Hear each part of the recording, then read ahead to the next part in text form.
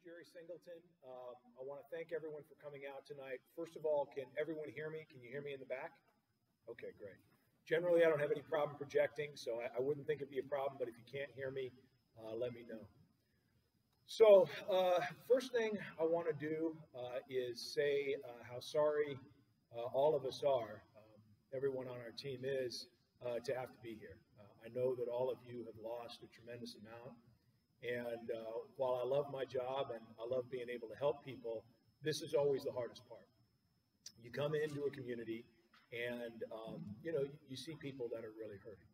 And so one of the things that we try to do is to help people out in any way that we can. And one of the things we'll do tonight is talk about some of the things and some of the services that we have available. And if you want to take advantage of those, I really encourage it. All of the things we'll talk about, there's no additional fee. It's just part of what we do. And so again, if there's anything we can do, if you have special needs, by all means, let us know. So my name's Gerald Singleton. I am the head of the Singleton Law Firm. We have about 170 people throughout the state. We have offices throughout the state, and we specialize in helping people who have been damaged and injured in these types of fires, specifically utility line fires.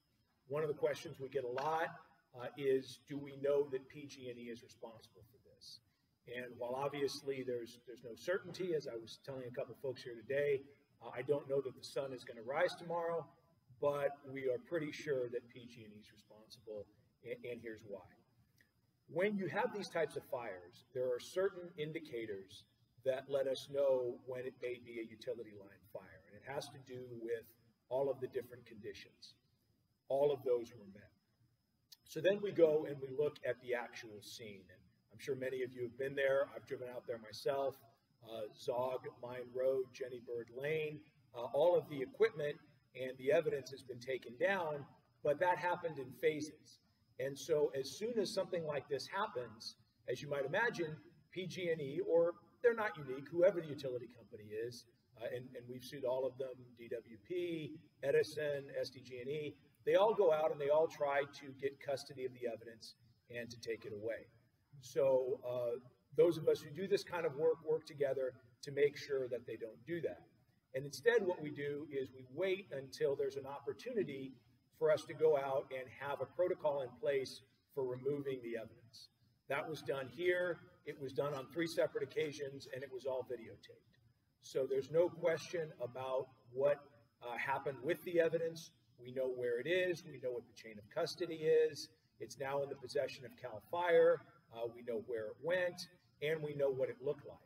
And when they were taking the lines down, our cause and origin expert, and these are people who investigate fires for a living.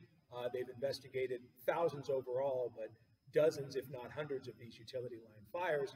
And what they'll do is they'll look for the telltale marks on the conductor of what we call tree line contact.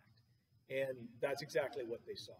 So after I spoke with our cause and origin expert, he said, look, there's no doubt in my mind that this was caused by a tree line strike on a conductor, and they're responsible for it. In speaking with PG&E, because they're represented, they have obviously many attorneys, but the current firm that handles their fire litigation is a firm called Cravath, Swain & Moore, which is based in New York City.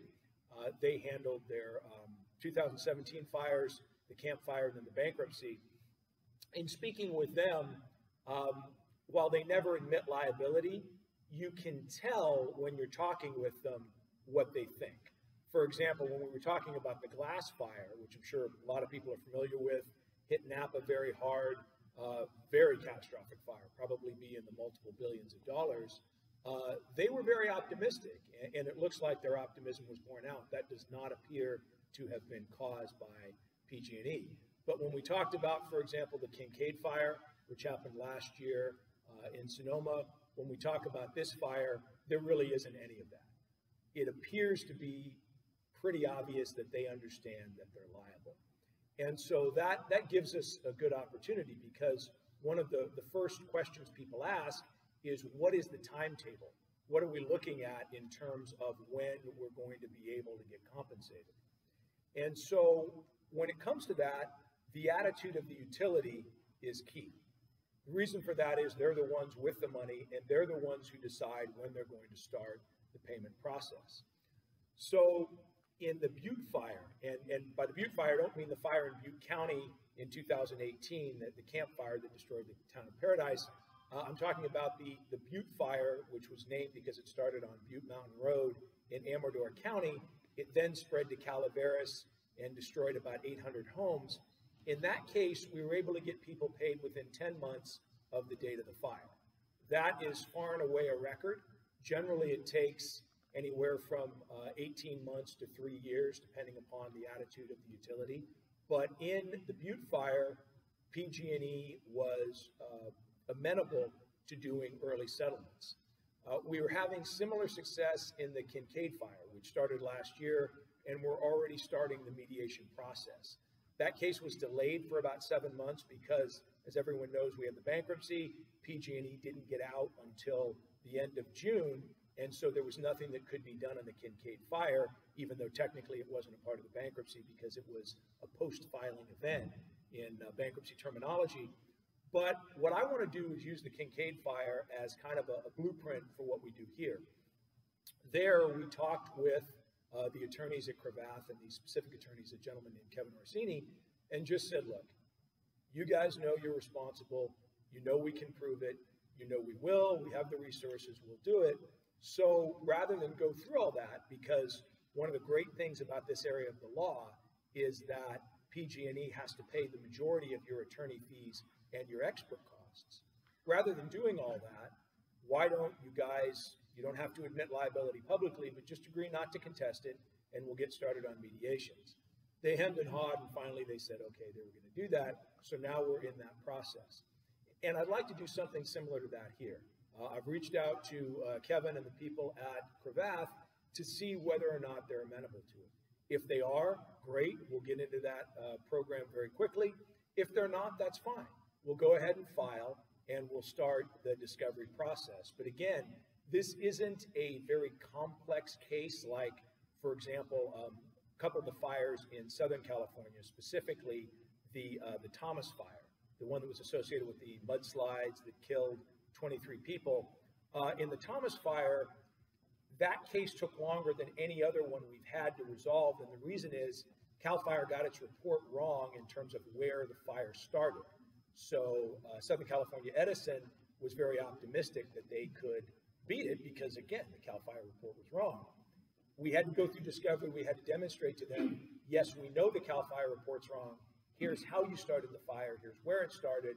And if you have to go, if you make us go to trial, we're really going to drill you because there were so many damages. That case was supposed to go to trial in January. They basically cried uncle, and earlier this week, we signed the mediation protocol, so it got started. But that case took about 30 months or so before it got resolved. And that's not something we want here. We want to push this thing along, and we want to get it done as quickly as possible. Now, that's not to say that we would encourage anyone to accept less than your case is worth. We absolutely wouldn't. One of the frustrating things about the PG&E bankruptcy, and just to digress for a little bit, in the bankruptcy, there were 24 fires that were involved, the 2015 Butte fire, all of the 2017 fires, and there were 22 in Napa, Sonoma, Mendocino Lake, and then the counties just to the north of Sacramento, Yuba, Sutter, some of those areas. Those fires, and then, of course, the horrific disaster that happened in the town of Paradise, the Camp Fire, which destroyed almost 20,000 buildings, about 14,000 homes, and unfortunately killed 85 people. So all of those were put together, and there were 77,000 claimants. We were able to negotiate, as part of the PG&E bankruptcy settlement, a very large amount for those individuals, $13.5 billion. The problem is when you have that many people, you don't know whether or not that amount's going to be sufficient. And because of the way bankruptcy works, it wasn't a situation where, as we can here, we can just work up each case individually and it settles for what it should settle for. There, because PG&E needed to get out of bankruptcy and because the judge is pushing, what you have to do is do an estimation and then you come up with that amount, and that's the amount that they have to put into the trust. The trust is going forward right now. I'm actually on the trust oversight committee. There's a group of 9 of us. We work with the trustee and the claims administrator to try and get that money out. It's going to start going out on November 23rd, but that process has understandably been very frustrating for people for 2 reasons. Number one, it's taken much longer than we would have hoped because of the bankruptcy delays. And the other is the fact that we don't know if everyone's going to be paid 100 cents on the dollar. We hope they will, but it was an estimation process. It's bankruptcy, it's uncertain, so it may be that people get a little bit less. What I really like about these types of cases is that we don't have to do that.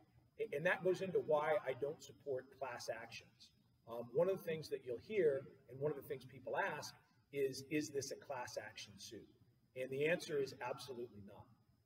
And it's not that I oppose class actions in general. They can be very valuable. An example of that is the Volkswagen case. There you had specific injuries to a large group of people. They were small and they could be quantified very easily. For example, if you had a 2016 Volkswagen, I think it was Passat, and it didn't have the right emissions standards on it, then you knew that your vehicle was worth X amount less than you'd paid for it. I think it's about $7,000 or $8,000. So you could create these classes, then there were 6 or 7 classes. You could come up with specific amounts for each class, and then you could figure out the total number, and you knew exactly what the number should be. And that's what happens in class actions. You get one big settlement, and you parcel it out. The problem is here, there's no way to do that. I mean, here we have 4 families that suffered the ultimate loss. You have 4 individuals who perished. And then you have all the way down to people who evacuated, but were fortunate enough not to lose their home and to suffer fairly minimal damage. And I don't want to minimize what they went through. I mean, evacuation can certainly be terrifying. Having smoke and soot in your house is very difficult, and they're entitled to be compensated for that. But you really can't take someone who suffered evacuation and smoke and soot and put them in with someone who lost their mother, their son, whatever it is. It just doesn't work. Same thing with losing homes. You can't take somebody who lost their home and everything they owned and got out with just the clothes on their back, again, and put them in the same class with someone who has smoke and soot and evacuation damages. There's just no way to do it. And what we don't want to do is get some big pot of money and then be in a situation where that's the limit and we have to distribute it out. It's certainly great for the class action lawyers. They're able to take a lot of money off the top and then it goes out to the individuals, but it's not good for the victims. And the thing that I really love about these cases and why I like my job so much is we're able to make our clients whole economically. Obviously, no one can ever rewind and put you back in the situation that you were in before, but because of the inverse condemnation cause of action, which requires PG&E to pay for the attorney fees and for the expert costs on all the economic damages, we can make you whole economically. If you lose a home, we can get you enough money after you've paid attorney fees to rebuild what you had. You lost personal property. We can get you the money you need to buy that. And while we certainly are also going to recover for non-economic damages as well, and that's not just the fear that you felt if you were trapped by the fire or if you had to evacuate, but also things like the emotional pain you experience when you lose everything you own, or the sentimental value that something that you had in your home, like, for example, if you had a flag from a loved one's coffin, or if you had pictures of your children when they were growing up, or pictures of a dead relative, love letters, something that your child made for you when they were in kindergarten. All of these things that are, they have no fair market value, but we call them cherished possessions because they mean so much. We can never replace those things. The only thing that our system has is money, and we can certainly get you money for those. And that's why I say we can make you whole economically. We can replace what you've lost and make sure that you can rebuild your home and your lives, and we can get you money for your non-economic losses. But that pain is going to go on. It'll get less and less, but it's certainly going to be powerful right now, and it's going to be something that you experience for a period of time. But again, the thing that I really want to emphasize here is that this is not a class action. It's an individual suit. So even though we'll have 100, 200, 300, 400 clients, the reason that we have so many people is that we work each case up individually, and we're able to get you the amount that your case is worth. And cases are worth different amounts. I mean, if you have somebody who's renting a home, they may have $50,000 worth of personal property, and that's what you have to get them. On the other hand, you may have someone who lost absolutely everything they own. They lost, a 4-bedroom house. They lost everything inside it, going back 50 years. You may have large acreage. This is very common, particularly in these types of areas. Someone loses trees. They lose, in some cases, unfortunately, we've had clients who actually lost cattle. The cattle were killed. But they lose fencing. They lose feed. They lose all of those things. Erosion is another huge issue, particularly in these types of areas where there's a lot of hills. And all of these things are things that our experts can quantify and we can get you compensated for. And each case is unique. That's the way that we approach it, and that's the way that we work it up. So that's kind of an overview of how the process works. The next couple of months, we'll be kind of going back and forth and sparring with PG&E to see whether or not they want to admit, and again, they won't formally admit liability, but whether or not they agree not to contest liability. If so, then we'll start working on getting all of these into mediations as quickly as possible. If not, then we'll have our liability team begin the liability workup while we're working up the damages. And that's an important thing that we do. The way that our firm is set up is that we have a group of attorneys who do nothing but work on the liability. And they will be taking depositions, they'll be doing investigations, they'll be working with the liability experts to prove that PG&E is responsible.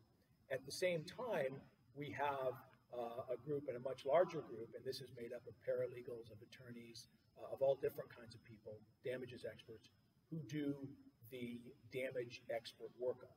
And their responsibility is to quantify any type of economic loss that you had, and then to get your story so that we can do a mediation narrative to demonstrate what your non-economic damages were. And again, that's the proximity to the fire, so the fear that you felt when either you or a loved one had to evacuate. That's things like the loss of everything you owned and the situation that you're in after your home burned, because a lot of people, unfortunately, are in vastly inferior situations. You may have had a very comfortable home. Now you're in an apartment, or you're living with family, you're in a motel, all of those things. And you have a legal right to be compensated for that. You didn't ask for that, it wasn't your fault, and you're entitled to be compensated for it. So that and the cherished possessions are what we come up with in order to demonstrate what the non-economic damages are. So let me, and by the way, as I'm going, if anybody has any questions, just please feel free to shout them out. If you're thinking it, your neighbor's probably thinking it. So again, please don't hesitate to ask questions. Yes, please. When you're talking about all this, making it, 100% on the dollar or whatever, and we had a little bit of insurance, and some of it was covered and stuff. How does that play into all this? Yeah, that's a really good question. So that kind of leads me into my next topic, which is what we're suing for. Because as you indicated, many people have insurance and many people don't. I think there's this perception that if you own property, you automatically have insurance. Sometimes people do, sometimes people don't. I find that particularly when you get into more rural areas, it can be 50-50. And that's fine. There's certainly no law that says you have to have insurance. So what we do is we sue for the difference between what your total losses are and what your insurance company paid you. And the way that we come up with that is something like the following. Let's say that you have a complete loss on a 10-acre property. So the first thing we look at is what the home and the outbuildings are, whether you had sheds, whether you had a barn, a detached garage, any of that thing. We'll have a contractor who will come in and price out what it would cost to rebuild exactly what you had before. If it is permitted or legally allowed, and I know a lot of things are grandfathered in, that counts. As long as it is legally there, then any code upgrades are the responsibility of PG&E. And that can be incredibly expensive. A lot of times, particularly in rural areas, code upgrades are huge because they've changed so many of the fire codes over the last couple of decades. So if you had a house that was legally there, you were entitled to be there, then code upgrades are part of what they have to do. So we would come up with that total amount. Let's say it would cost $500,000 to do. Then you would look at damage to the land, erosion. If you're on a hill, you're going to have some erosion damage. It's just a question of how much. So we have a firm that we work with. They're based in Southern California, but they're all over the country. And they have a hydrologist who's an engineer who comes in and looks at it and figures out what it is going to take to put your land back in the condition it was in before. Sometimes that means you have to put in retaining walls. It has to do with roads, anything like that that was on your property. They're going to come up with a cost for repairing them. So that's usually fairly substantial. That could easily be $100,000, $200,000, depending on how big the property is. Then you look at things like trees. And trees, particularly oak trees, are very valuable.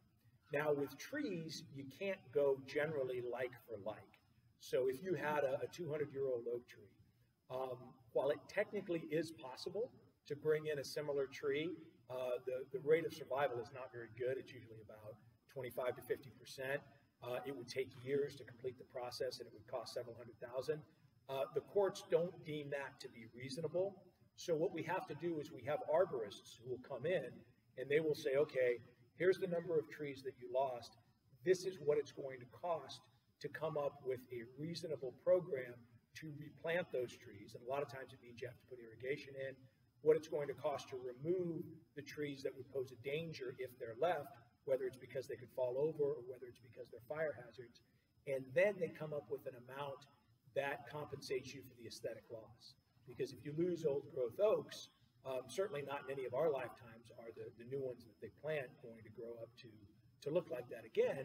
And again, in our system, all we can give is money. So they come up with an amount for that. And that could easily be $400,000, $500,000, $600,000.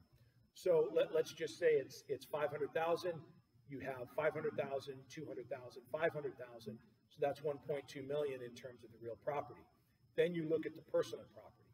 And for that, we need you to come up with a list of what you lost. And we have all kinds of things to help you. We have people that can sit with you and go through it. We have what we call memory joggers that are room by room. So you can just go through and check off what you had. And then we have experts who can come up with the numbers once we get what you had, but we do need your help in doing that. And let's say that's, $400,000. So if you add that on top, that would be $1.6 million. You're going to get something from insurance if you had it. You'll probably get $300,000 to $400,000 for the house. You'd get 60% of that for the contents, and then you'd get a very small amount for the trees and outbuildings. Typically, it's 5 to 10% of the coverage A, which is the amount for the structure. So, that would come out to somewhere around $500,000, $600,000. So if it's $600,000 and your total losses are $1.6 million, you take out the $600,000, and the amount that we would be suing for is the $1 million.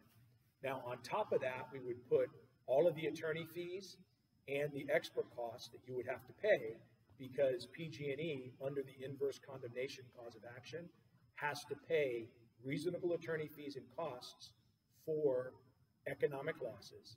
And then on top of that, we would put non-economic damages. So the amount that we're suing for might be, if it's $1 million in economic damages, could easily be $2 million, $2.5 million, $3 million. It would depend upon the unique circumstances of your case and what similar awards had been given for non-economic damages. But we would come up with that. We would present a mediation packet, which has everything broken down. Behind it, it has all of the expert reports, and then it has a mediation narrative on top, which describes who you are, what you went through, what your case is about. We give that to PG&E. We negotiate. If we can get it done, great. If we can't, then we go to a mediator. If that doesn't work, then we can go to arbitration or to trial, depending upon what the individual wants to do.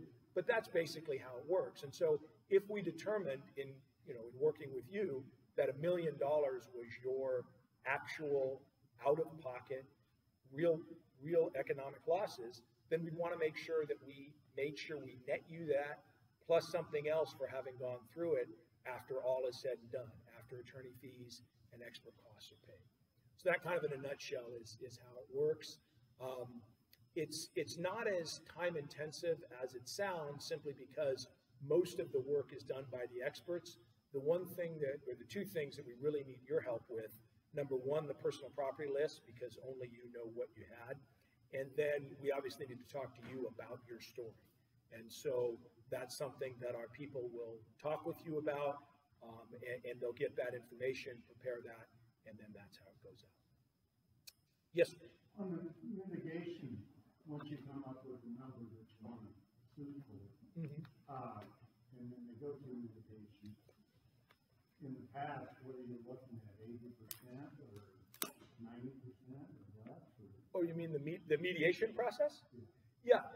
Well, again, there really there's no hard numbers in terms of what we demand and what you get, because every case is different.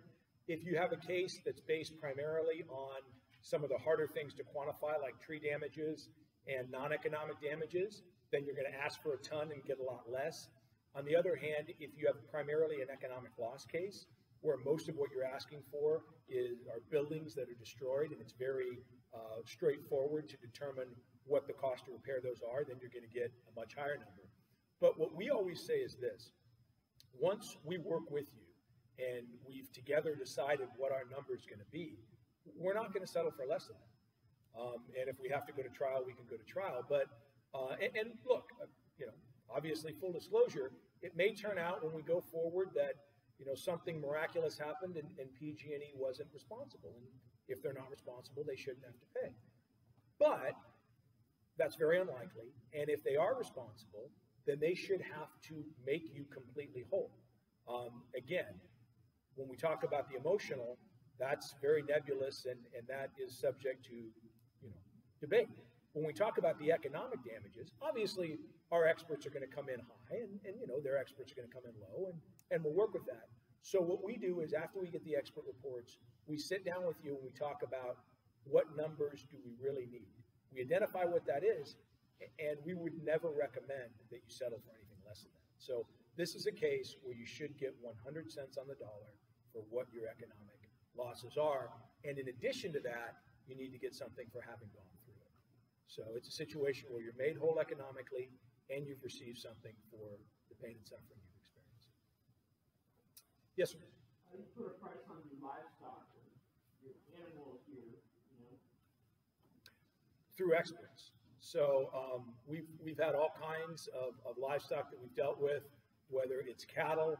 I actually had a case in the 2007 fires in San Diego, where we represented a gentleman who had the largest thoroughbred ranch outside of Kentucky, had over 215 thoroughbreds, and his most expensive horse had been killed. And so we had to figure out how we were going to monetize that, and it got into looking at what the stud fees would have been, because this particular horse had won the Breeders' Cup, and so all of those things came in. So what you do is, when you're talking about livestock, you get a qualified expert, and you work with that person to determine what the individual plaintiff's losses are.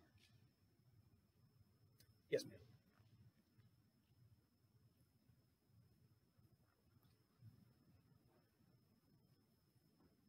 So regarding experts, the arborists in particular, or any other, like the animals, they go out to the property itself and they evaluate, the trees and the erosion and what have you, and they estimate the value of the property. So who pays for those experts?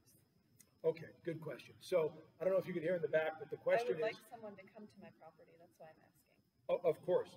So in case you couldn't hear in the back, the question is, when you're talking about all these experts, who pays for them? So those are all costs that we advance. One of the things about this particular type of law, and it's the same, I believe, for everyone, it's certainly the same for everyone I know who does this type of work, it's based on a contingency. And what that means is that we don't get paid unless we prevail and we recover money for you, and then we get a percentage of what we recover. We advance all costs. So, for example, if you're going to have an arborist come out, generally it's, depending on the size, it's anywhere from $2,000 to $5,000 for an arborist report. It's typically a couple $1,000s for an erosion report. All of those are costs that we advance, and then we get paid back if we recover. If we don't recover, then those are costs that we absorb. But again, the reason that we're doing this is we believe that PG&E is going to be found responsible. And so if you are interested in having us do that, we absolutely can. We can have our arborists come out. They do a lot of work through satellite imagery because the imagery now is incredible and it really reduces the cost dramatically. Used to cost, $15,000 to $25,000 for an expert arborist report. Now that's been reduced by 80–90% because most of what they need to do, they can do through the satellite imagery. Did you have a follow-up? To follow up, yeah. Our family's property is conjoined, and so a lot of us have planted ponderosa pines. I think we have 100,000, and then another property has 10,000, and they've all gone in recent fires. We replanted more for timber, those ponderosa pines again. That value, of course, is not the same as it would be now. We've planted thousands and thousands of trees after every fire. So I have pictures of all these times that I've planted trees and all the seedlings, and I have maps as well.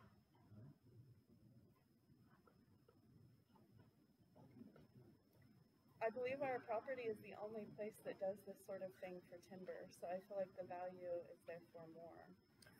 An expert needs a lot of time to go over because we have so much property. I don't know, I feel like he would be going up and down all over.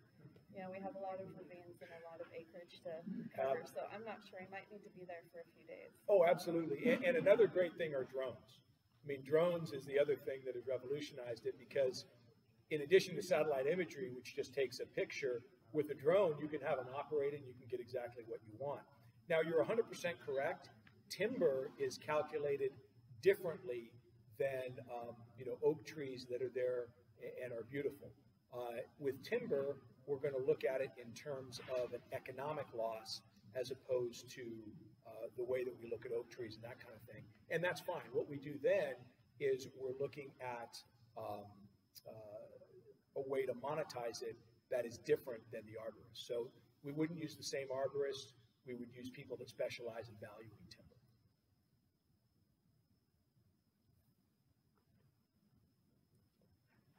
Great, that'd be great. Or like a forester? Yeah, absolutely. Foresters can be very good in terms of determining whether trees are damaged, whether they're going to survive. They're not always the best for determining the economic loss. A lot of times you need a professional who can evaluate what the losses are for timber. So a lot of times we'll do that in conjunction. You'll have a forester go out, say, here's the total amount of trees that I believe were lost. Then you go and you have a timber expert come in and quantify how much the loss is going to be monetarily.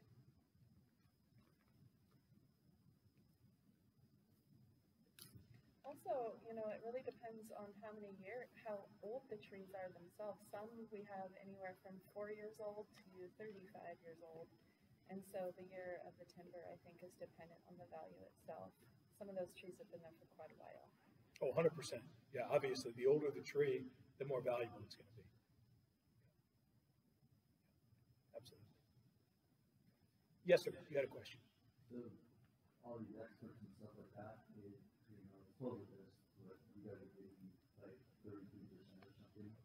And that, is all these experts coming out and giving all this, is that on top of the 33 or is that part of 33%? It is. It's on top of it, but again, for any economic loss, PG&E is the one that has to pay for the attorney fees for that and for the expert fees as well. So the way that it works is you come up with the economic losses, then on top of that, you put the attorney fees and the costs for the experts.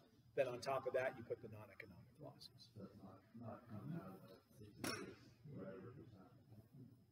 Technically, the way that it works, because there's a mixture, some fees PG&E has to pay, the economic, some they don't, the non-economic. When there's a settlement, it's a third, then the attorney fees are paid separate. I'm sorry, it's a third for attorney fees, then there's the costs that are reimbursed, and then there's the balance that goes to the client.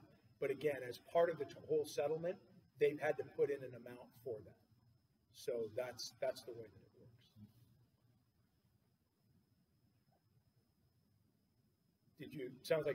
Looked like you had another question. I don't know,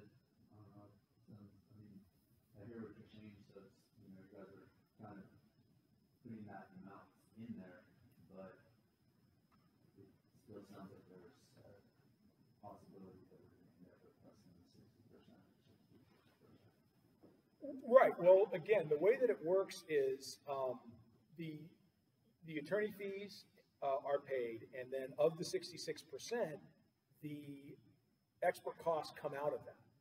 But again, they've paid into it to make up for it. So your economic damages are going to be what they are. And I think the best way to think of it is when you come up with your economic damages, you want to make sure you get that, and then you get something in addition to that for having gone through it. And again, that won't be the full amount that would have been paid, because PG&E does not have to pay attorney fees for non-economic damages because they're not recoverable in inverse condemnation. But the best way to think of it is, if I have a number in mind, that's the number I'm going to get, and then on top of that has to be attorney fees and expert costs. So it's the net number to you that's the important one.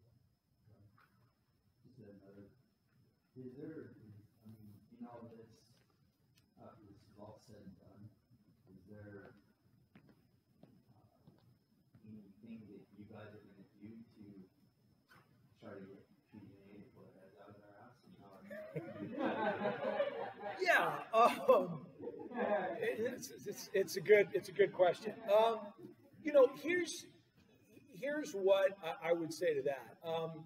In looking at PG&E's conduct after the fires that they caused, the first time we've seen them take safety seriously was after the 2018 Camp Fire.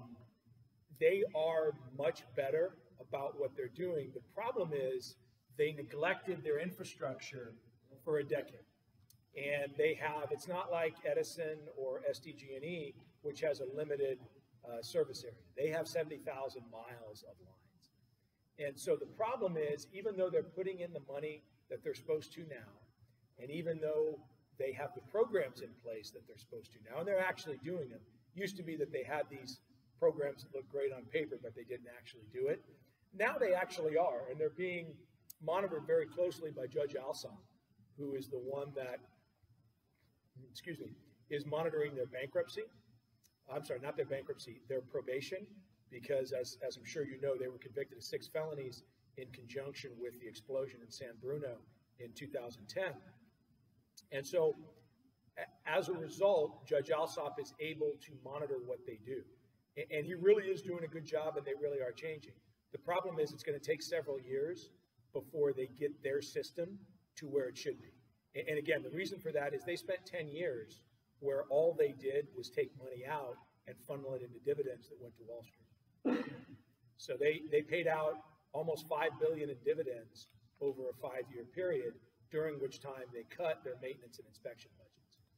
That was in the mid-teens.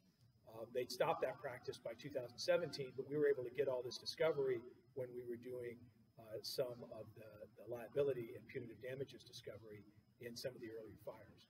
So they obviously are not perfect, and they have a terrible system because they neglected it for so long.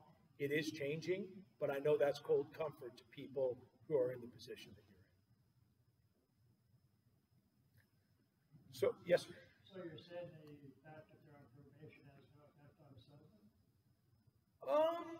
It doesn't have a huge effect, simply because while Judge Alsop is going to ask them for the information relating to this fire, it's not like, unless we were to come up with a smoking gun and find that they were just egregious, which based on what we've seen, it doesn't look like they were. It looks like it's kind of a standard situation of they didn't have a tree trimming program in place the way that they should have for a long period of time.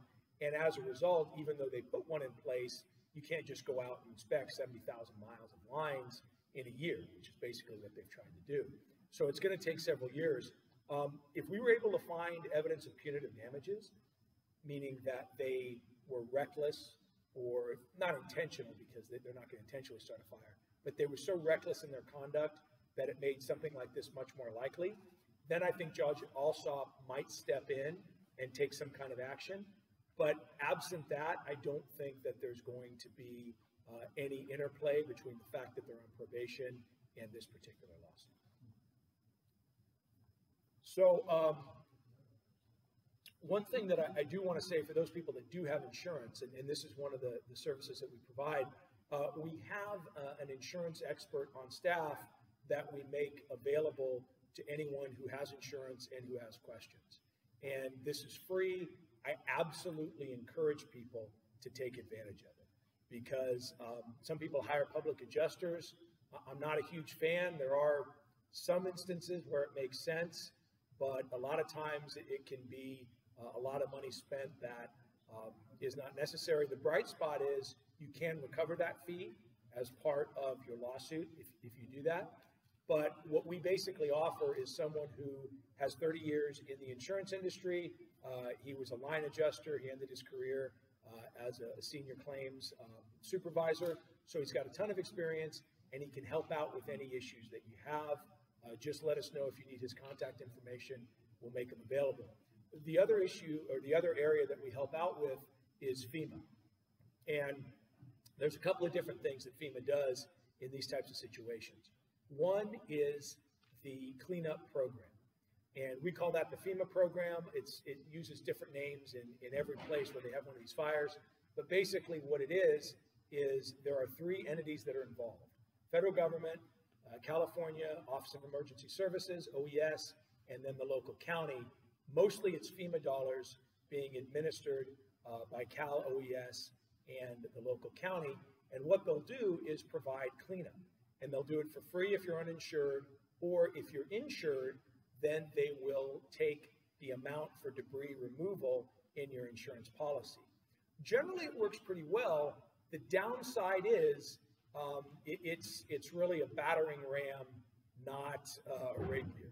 They come in and they pretty much just level the entire thing. So generally, your foundation is going to have to be replaced. It's very, very rare, maybe 1 in 100. Where if you have a home that's burned down, they find that the foundation can be reused. Usually it's either warped or there's toxic ash in it, or for whatever reason, the inspectors won't approve it. So generally removing that is not a big deal. But there are times when people have, elaborate retaining walls or concrete pillars that hold their foundation in place, or different types of things where it just doesn't make economic sense to use FEMA. People also have questions about the contracts that they're asked to sign to allow FEMA to come in. All of those are things that we help you out with. Happy to do it. It's not an issue. The other area is this. FEMA also provides grants to uninsured renters and owners. And those grants can range for up to $10,000, I believe it is, for a renter, and up to about $40,000 for an owner. We're happy to help you with that paperwork. It's not a problem at all. We can help you out. A lot of times it gets confusing. People need assistance. No problem. Again, that's not something we charge with. And then the other resource that we have available to us is that one of our attorneys is close friends with an administrator in FEMA. And so anytime there are issues, it's not like this friend is going to come in and intervene in a particular case, but she can be very helpful in terms of explaining the process. Because as everybody knows, when you deal with a bureaucracy, it doesn't always make sense. And for those of us who come in from the outside, it can be very difficult because each time they set these bureaucracies up, they do it differently. So it's not like because we've done this in 15 other fires, we know exactly how they're going to do it here. That's kind of the beauty of bureaucracy. Each one is different. But anytime we have issues, we can go to this resource and say, look, here's the issue we're having. What do we need to do to fix it? And 9 times out of 10, we can get that done. So that's another thing that we provide for people. If you need assistance with FEMA, we're happy to do it.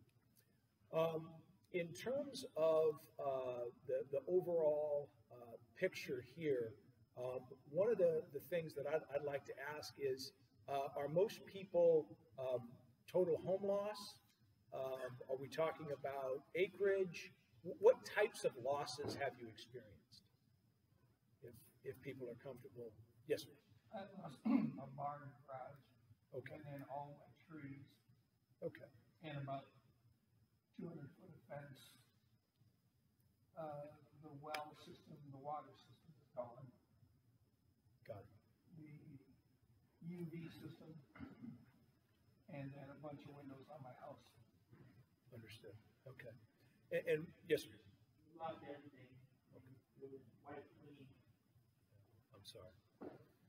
The reason I'm asking is I want to make sure that when I'm talking here, I'm addressing the types of issues that everyone has. And I know that for most people, loss of outbuildings, loss of a home, erosion damage, fence, a lot of times feed for cattle, tree losses, all of those are the types of things. Are there any other types of losses that people have experienced that you'd like to ask any questions about? Yes, sir. Let's do here, and then we'll come right here. Go ahead. We had a water system that came out of the mountains. Mm-hmm. And I lived in my house 25 years, so I relied on that water system for 25 years. And so now I'm going to have water shipped in. And how does that have any effect on, I mean, it's on, the water system runs other people's property. Sure. But it's gone, and it's going to take a lot of money to replace all that piping and a lot of work that nobody's going to get paid for. Right. So, I mean, is that just emotional loss? No, not at all. This is what we were talking about, right? They refer to it as the ditch. Okay. So 2 things there. Number 1, you are entitled to be compensated for the increased cost that you have in having to bring water in, because that's directly related to fire. The second is, and this is something that we talked about a little bit, with the water delivery system, whether it's called the ditch or whatever you want to call it, that's an entity that has the right to sue on its own. So what you'll need to do is form, it can be a California not-for-profit corporation, it can be a DBA, it can be an informal association, but there needs to be some group that is set up that has control over it, and then they would hire an attorney, and then the attorney would sue on their behalf. And as we discussed, it's going to be very costly to get it repaired, but again, the fact is it was grandfathered in, and so it's a legal system, and so it very well may be that they have to completely upgrade it in order to comply with current codes. If that's the case, then that's an expense they are going to have to bear. It's not going to be a situation where you no longer get water in your home because they started a fire through their negligence. So you're absolutely entitled to recover, but again, that's not something on behalf of the ditch that you could bring on your own. You would have to get a group of people together, all of those who are influenced and who were benefiting from it. You form an entity. That entity would then hire the attorney, and then the attorney would go forward. Okay. Let's go right here, and then we'll go there. Go ahead. About all of the wildlife and the animals that were killed, I had a camera there, and I have films of mountain lions and deer and foxes and, all of the livestock. They're all dead, all of the wildlife. So that program that I was involved in, the NRCS, they helped me manage and set up a water system for the animals, a wildlife refuge type of a situation to where I would have the animals there. And it was specifically for the wildlife. Okay, so there are 2 components of that. One is going to be the cost to repair the water system, anything else that you had set up. If those were damaged, you're absolutely entitled to be compensated for those. Yes, one part of it was, yeah. Absolutely, yeah. And the trough. The water was from a spring, and I had a tank that came down that brought the water down a pipe to the trough. Sure. So that really is, for lack of a better term, the easy part, because we know what it'll cost to repair that. We can get an estimate, and we can recover that money. The harder thing is going to be the damage to the actual wildlife. Now, technically, as I'm sure you know, when wildlife comes onto your property, it is technically your wildlife. You own it, it's your personal property. The problem is the law in California is not great when you're talking about damage to things other than livestock. When you talk about damage to livestock, then you're absolutely entitled to recover the fair market value. The problem is, as you indicated, things like deer and mountain lions, some of these things don't have fair market value. So the way that we approach getting you compensated for that is we do it in terms of a non-economic. So we're looking at the loss of enjoyment of your property that you have as a result. And that is something that you're entitled to make a claim for. Loss of enjoyment of property, you're absolutely entitled to. And so what you can say is, this was something that meant a lot to me. This is something that I worked on. I spent resources on, and I enjoyed it. And now that's been taken away from me. And it's going to be years before it comes back. And so that's obviously not as precise. We have to come up with a way of valuing it. But that's certainly something we've done before, and we can do it again. What about the feed for the animals? You know, they had all of the plantation and the plants and all of their feed, everything that they ate. It's just all gone. Right, and again, that's the easy part, because you just buy more feed. So that's not a problem. We can come up with the exact amount it's going to cost to repair. No, it wasn't stuff that we bought. It was the natural resources there, the brush and the buckbrush, the trees, the grass, everything that we preserved there for the wildlife. Right. No, what I mean is it's the same as if you have a cattle grazing operation and you bring the cattle in to eat the grass. You're now going to have to buy feed for them. Same thing here. So you're entitled to buy the feed that would replace the naturally growing grass and the other vegetation. And that's something that we can quantify. So anytime you can quantify something, it's easy to get compensated for it. What's harder is, the unfortunate destruction of the wildlife, because that's going to be harder to come up with a number for. And it's a lot more open to debate, obviously. We may say, the loss here is worth 100,000, and they may say no, it's worth 10, and it's that's a little squishier. It's hard to argue that. We'll come up with our arguments, they'll come up with theirs. But when it's a question of you lost feed, you lost a trough, you lost a water delivery system, we can come up with the exact amount it's going to cost to repair that, and that's what you're entitled to recover. So yes, sir. So the lines, the tree saw and the lines and all that,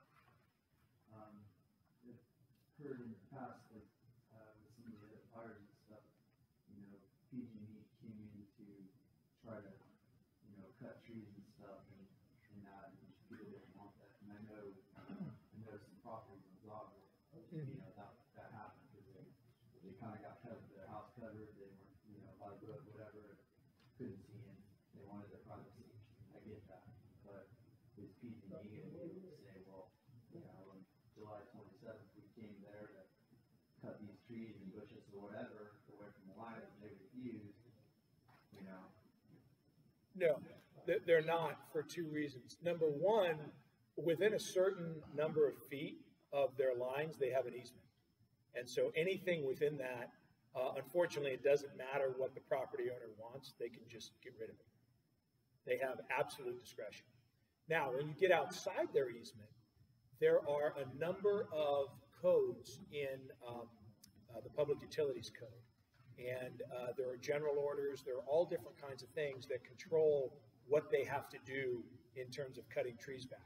The overarching rule and the guideline is, if a tree falls and it's going to hit a line, if it falls, you have to cut it. And clearly they didn't do that because it happened. And that's why, while PG&E, they always have creative arguments, bottom line is, if that tree falls and hits the line, it means that they didn't properly inspect and cut it. So they're not going to be able to get away with that, because they have not just the right, but a duty, and it's a non-delegable duty, which is very important, because one of the things they do for these tree contractors, and we came across this in Butte, we found about their whole program, is they hire people who have almost no training and get paid next to nothing, and they send them out to do the actual work. In Butte, they were using an outfit called ACRT. ACRT had $10 million in insurance, and the Butte fire caused about $2 billion in damages. And their attitude wasn't us, it was the contractor. And the legislature has thought of that. And so in the Public Utilities Code, it's specifically 2106, Public Utilities Code 2106, they talk about this requirement. PG&E must do everything reasonable.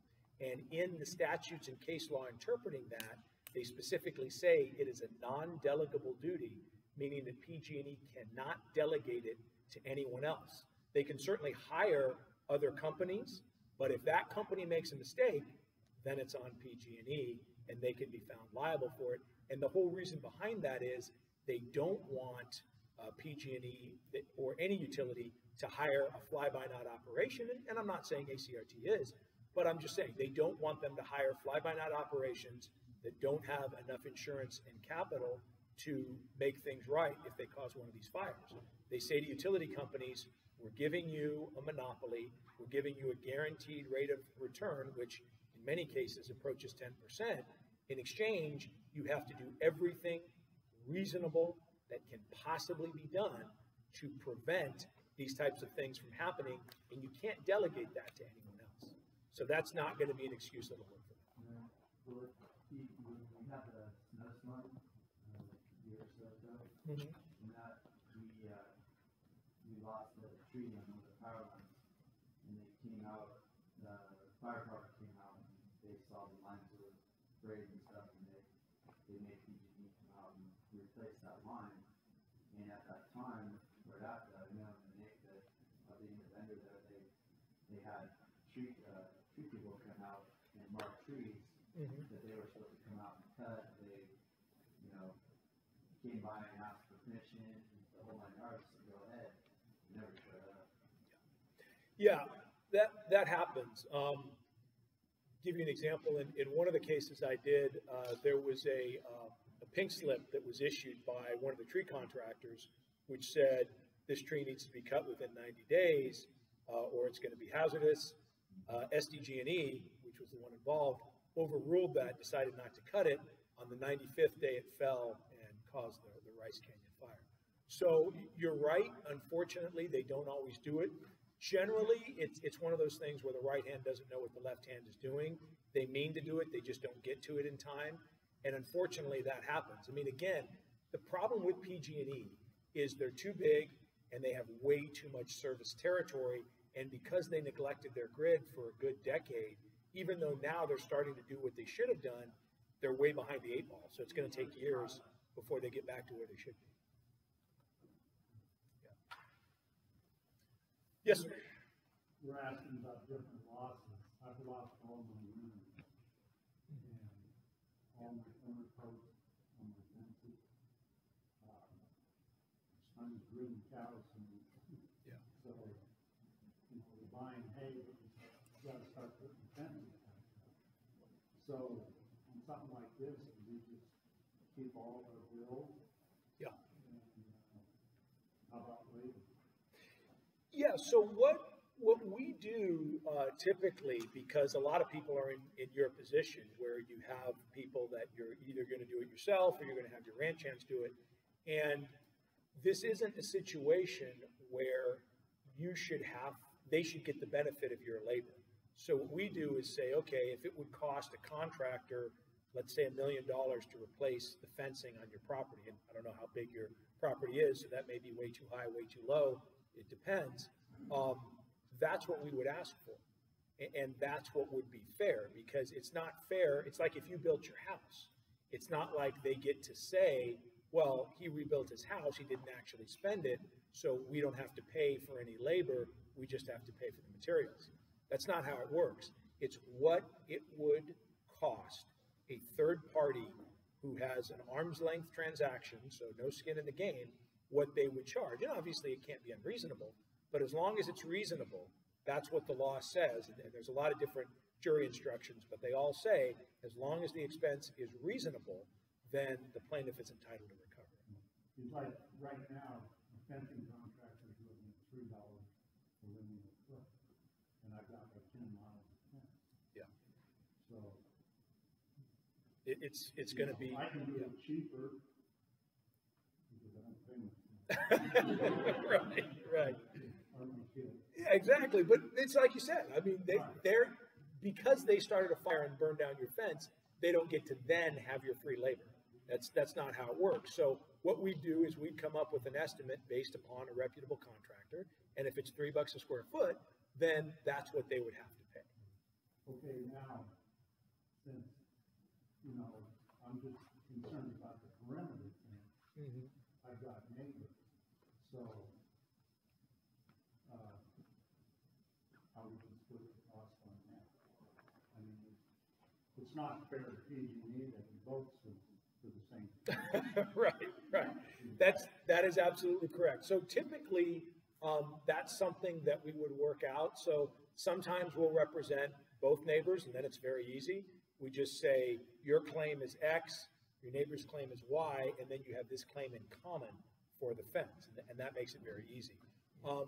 Other times, there's somebody else who's representing them, and so again, we know most of the attorneys that do this because we all do the same fires, and so we would just sit down with them and say, look, here's what our client wants to do, here's our estimate, does that work for you? Let's come up with something that works. And every once in a while there's a problem, but it's very rare.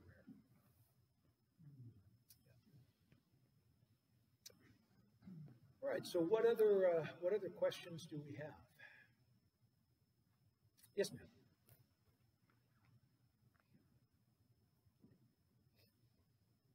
Our property, when we bought it, it already had a fence, and a couple years after we had been there, it started to become dilapidated, and then a fire came through, and then we were confused of where the fence line had been in the first place. So we had to hire a surveyor to come out and just determine which side of the property is mine and which side's theirs. I mean, it was just hard to tell. We couldn't really tell where the fence line was. I mean, Yeah. When we first got it, it was a really old fence line, and it's finally gone. Is a surveyor involved in the cost just like an expert? Oh, absolutely. Yeah. No, I mean, if it's just to give you an example, I had the same thing. We were doing a remodel in our house, and we had to get a survey, and it turned out the fence was way off. It was about 10 feet off. So that's part of it, and that's something that anytime you do a fence, if it's a boundary fence, you're supposed to have a surveyor. So that's something you would definitely be entitled to recover.